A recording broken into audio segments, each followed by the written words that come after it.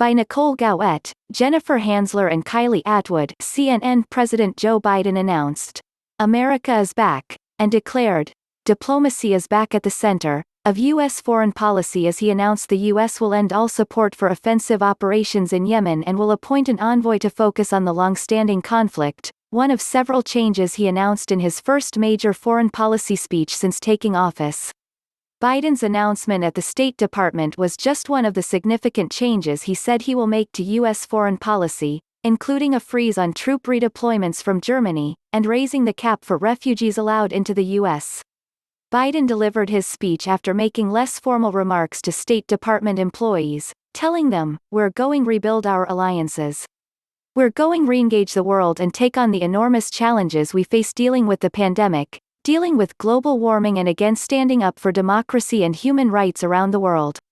The president, who visited the State Department Thursday with Vice President Kamala Harris, used the speech not only to unveil policy changes, fulfill campaign promises and reverse Trump administration policies, but also to reassert U.S. global leadership and realign foreign policy to better service the middle class.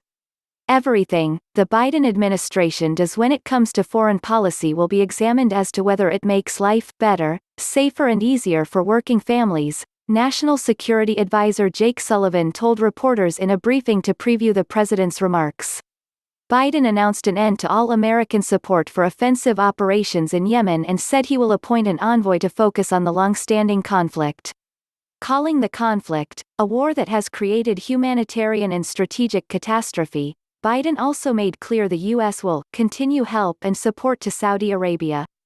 Biden said that Secretary of Defense Lloyd will lead a global force posture review, and, while that review is ongoing, will freeze any troop redeployments from Germany, so our military footprint is appropriately aligned with our foreign policy and national security priorities. Biden also announced his intention to increase the number of refugees admitted into the United States after years of historical lows under the Trump administration, and fulfill a campaign promise in doing so, two sources familiar with the plans told CNN.